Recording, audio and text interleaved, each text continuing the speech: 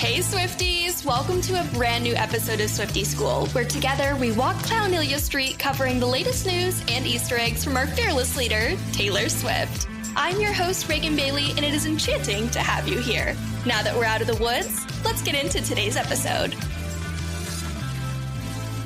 It's another great day to be alive at the same time as Taylor Swift. It's officially that time. We have made it. We're out of the woods. We made it through the trenches. We are over the hump, and we are back to the final 9 shows of the Eras Tour of 2023. So we've got 9 shows heading into the rest of November before we dive headfirst into Swiftmas. So I want to cover this episode, everything you need to know leading up to these upcoming shows happening in both Argentina and Brazil, all before and after Thanksgiving.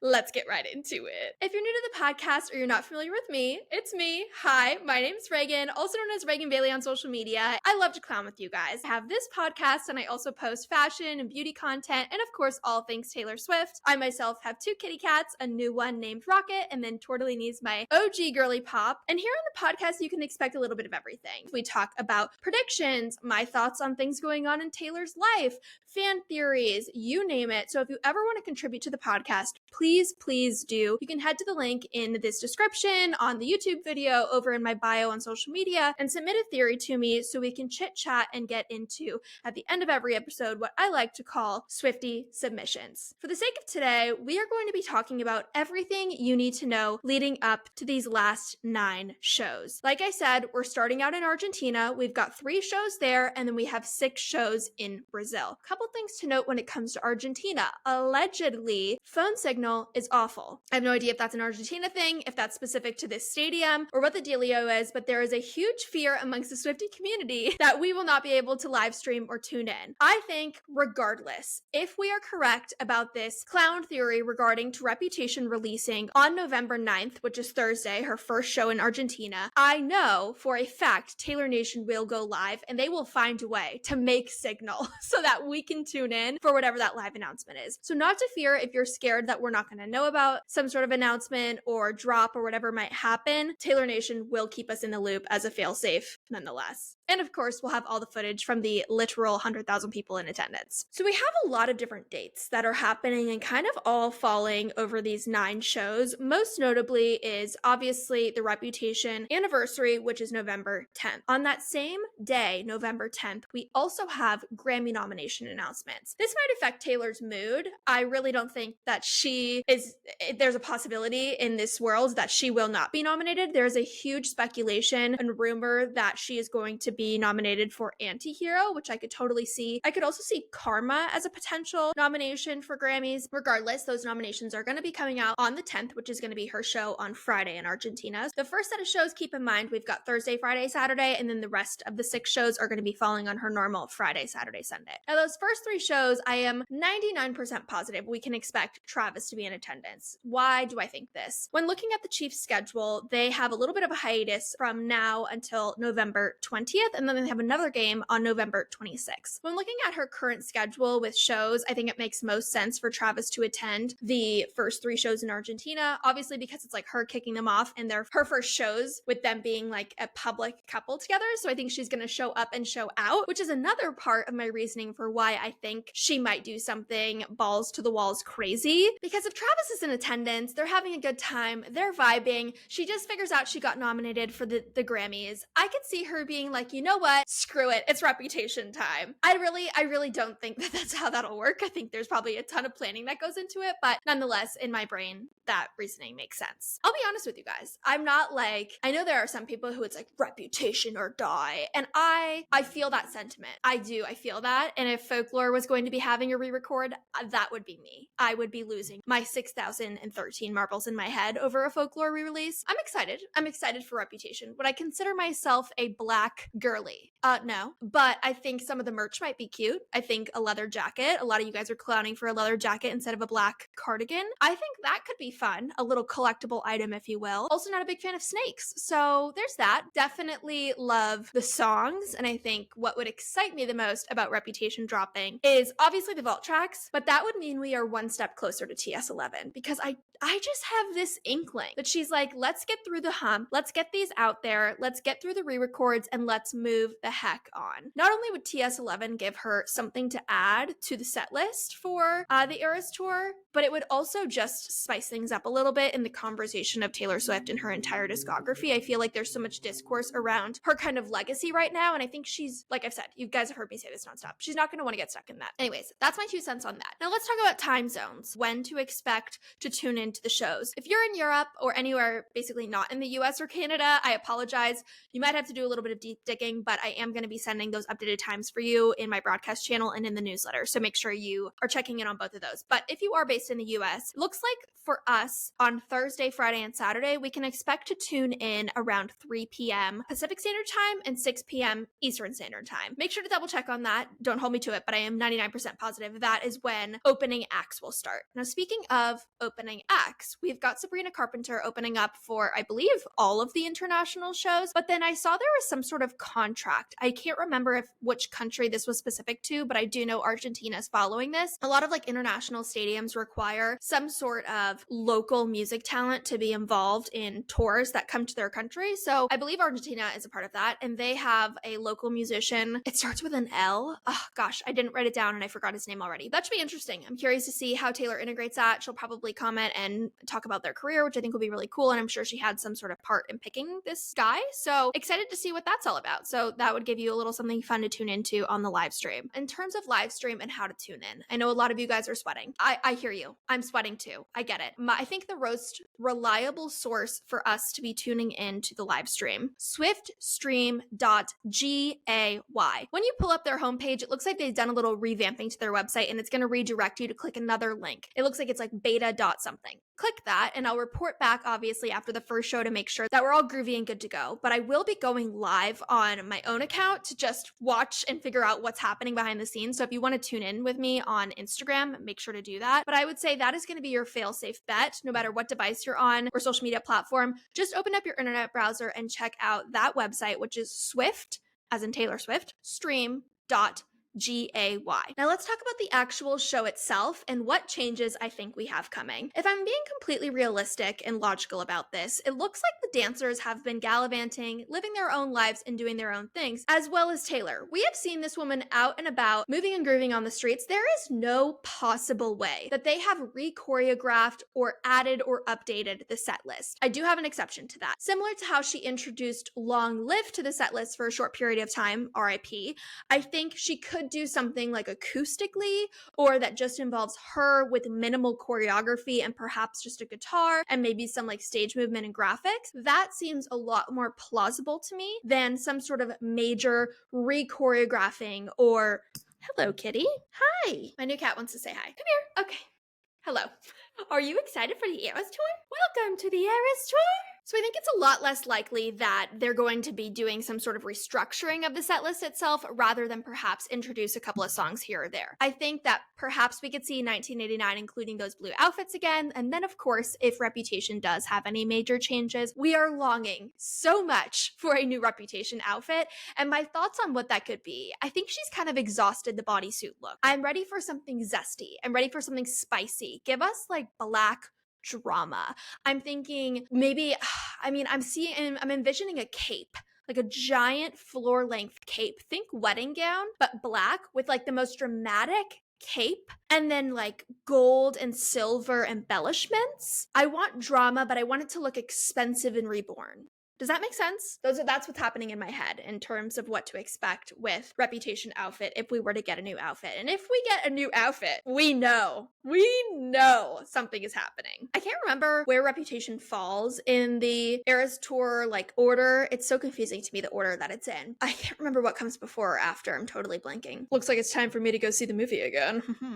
But depending on where it falls, that could indicate too. I digress. I want to revisit, speaking of costumes, one want to revisit that rainbow bodysuit that we saw many moons ago that was leaked by a designer. It was the same designer who made some of her other bodysuits for the tour. Can't recall at this very moment. But in the background, they were working on another version, which was a rainbow version of a bodysuit. Something's telling me we're not going to be seeing that for this 9-show leg of the tour. I could see that maybe coming in towards the US leg of the tour. I'm not quite sure why. It just isn't fitting the vibe or the storyline that we have going at the moment. But I'm just feeling like with everything Taylor's had going on, I'm not expecting major changes to much. It looks like the dancers just got there. On the day I'm recording this is Tuesday, November 7th. So they just arrived. I mean, there's just no way. I mean, you guys know I track Taylor's jet. I don't personally track it, but I follow the account that tracks her jet. And I don't believe that she's there yet. So like, there's just no way that we're seeing or expecting changes there. But who knows? Nothing's safe around here. One thing I found interesting about the specific Argentina stage layout, because they just finished setting up the stage, is that there's actually not going to be any seats on the floor. And I was reading through the comments, and a lot of people who are native to Argentina said that this is very common, that there's actually like no such thing as seats on the floor at concerts. So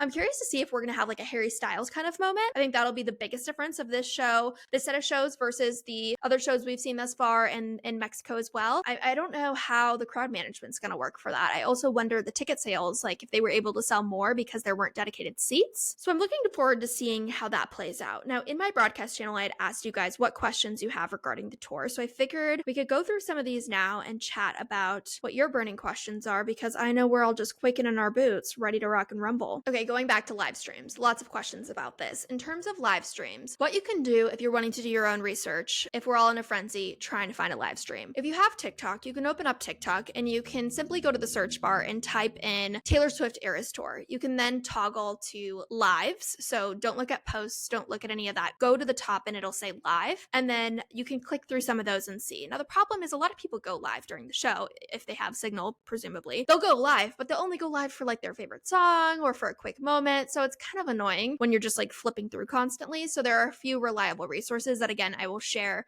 when it's actually happening. I don't want to point you in the wrong direction if people aren't actually live streaming when I thought they were. So it'll be very much like a chaotic day of sort of situation. So you'll just have to bear with me. And after the first 1 or 2 shows, we'll be able to get a hang of it again and figure out what the heck is going on around here. A few of you asked if she were to add or subtract any shows from the set list, what do I think it would be? I think if she were...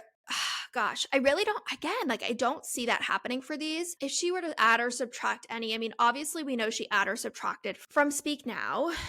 I feel like the Midnight set is quite long, but I'm not sure which one she would remove from that. If I'm looking back to the Speak Now announcement when she did the music video drops, I just think that was a longer show. I'm pretty sure she just like paid the fee to go overtime. I don't remember her subtracting anything from the show. So if anything, I think we'll get an addition, and that just jogged my memory. Music video. Speaking of music video and my thoughts on what could happen there. If we're totally just clowning it up and Reputation's not dropping, and we're all wrong about this, what I do think could happen on November 10th is a music video drop. I think we could get a music video for Is It Over Yet? Because that song has been by far like a crowd favorite, and obviously it was dropped, if you weren't aware of this, it was dropped as the first single from 1989 TV. So I think that could be interesting if we were to get a music video for that. But again, I go back to thinking about her time, and I'm like, there's no way, unless she pre-filmed this music video ages ago, I just don't see it happening. Like, when did she have time to film that? It doesn't seem very plausible. A few people were asking how she was able to move the stage from the United States in her last shows in LA to Mexico and then now to Argentina. I saw something that said, like, it was talking about the logistics behind Beyonce's tour, since it's like the most comparable to a tour that's currently going on, or I don't know if Beyonce's tour ended. It said that like Beyonce's tour required 7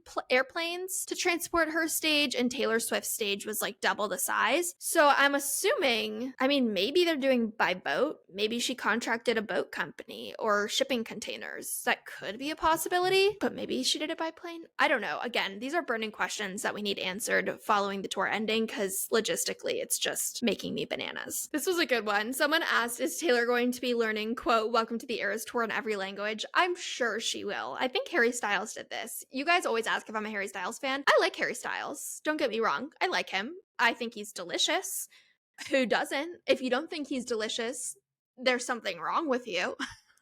Just kidding. I think Harry Styles did that. He would always like speak in different languages depending on what country he's in. So I could definitely see Taylor doing that. It's very on brand for her. Knowing her, she probably already speaks all of these languages because she's just like superhuman. Oh, and the last tidbit, unrelated to the tour, I want to touch on what we have going on in terms of the Vancouver shows. Now, this came a little bit out of left field. There was a lot of speculation that we were going to get additions to the Canada dates, but I wasn't expecting it to come at the time that it did. It was like kind of random and strange. What was that, like November 2nd announcement? But in terms of anybody who signed up for registration for that, obviously I did. Do I need those tickets? Questionable. I signed up just for the wait list for Verified Fan to see if I was able to get that. And by the time this episode's coming out, hopefully it's coming out on the same day that I'm talking about, but Wednesday, November 8th. So tomorrow is when we're expecting to see people get notified if they were picked for ticket sales for that. Curious to see the prices for what that looks like and the demand. I think it'll be crazy demand. I know a ton of people. I know people in Florida that were like, hey, I'm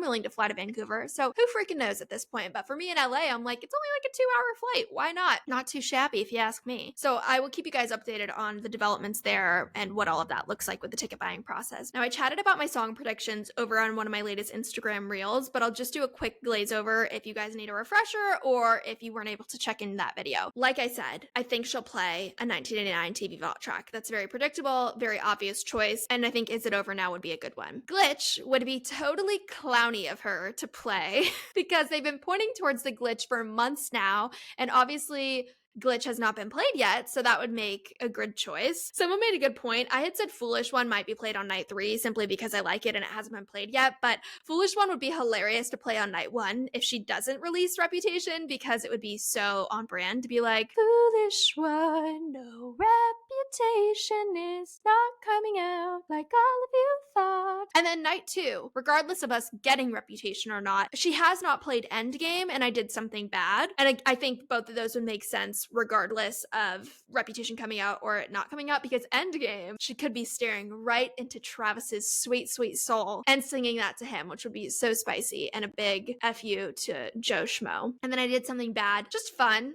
It's fun, and it's Reputation's anniversary night, so why the heck not? Night 3, I pointed this out again in my reel, but that's 11/11. It's a lucky day, and I thought that because the Fearless anniversary falls on that day, she could do some sort of Fearless track, maybe a Fearless Vault track. I chose Today Was a Fairy Tale, probably because she's going to be so excited that the tour is back, but again, I'm just putting it out in the universe. It's probably going to be some sort of Fearless track that day, or some sort of like romantic love song that's not about being broken up with, because she's going to be singing straight into Travis's sweet eyeballs. Those are my thoughts. I am just so excited. I'm so excited. I'm so grateful. I am so honored that you guys choose to spend your time with me here on the podcast. I don't have any Swiftie submissions pulled up on my computer, mostly because we just went through them on my phone.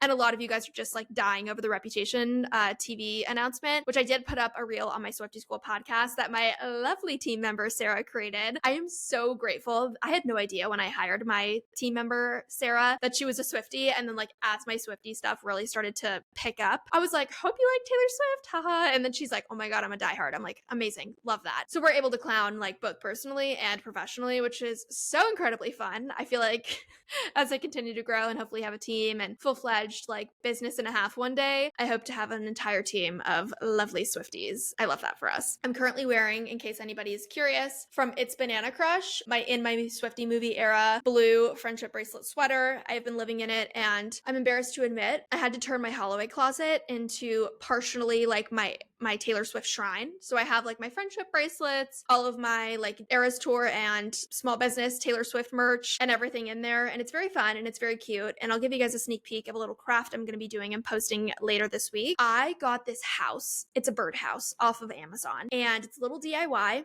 I won't give you too much, but it is an epic way to store your friendship bracelets, and it's very affordable, and I think it would make an excellent stocking stuffer or gift for any Swiftie of any age. So stay tuned for the reel for that, and obviously all of the links. If you're not already subscribed to my newsletter, I try to do exclusive things over there for you guys. Lately, I've been doing downloads for desktop wallpapers that you can customize. They're all Swiftie themed, of course. The one for November is red themed. Let me know if you have any suggestions for the December one. I was thinking like Christmas tree farm vibe, because obviously, or maybe Swiftmas, whatever it might be. I want to keep it like holiday neutral in case you don't celebrate Christmas. Swiftmas is our kind of neutral. You know what I mean? Between you and me. Anywho, I'll leave you guys at that. This was so fun. I missed you guys. I am so excited for the Swiftivities that are about to come. For the rest of the week, make sure to stay locked, loaded, and dialed into my broadcast channel. I will do my very best to have boots on the ground, my finger on the pulse, all of that jazz. So next time I see you, hopefully Reputation will be out and we will just be having a jolly old time. Anywho, thanks for listening, and I'll see you on the next one. Bye! Thanks for tuning in to today's episode. I know all too well how busy life can be, and I am so grateful that you chose to stay. Now just know this is me trying, and I would greatly appreciate if you took a minute to leave a review or maybe share this episode with a fellow Swiftie. Make sure you join my broadcast channel on Instagram for more Swiftivities, and long story short, this love is real, and I'm beyond grateful for your support. See you next time!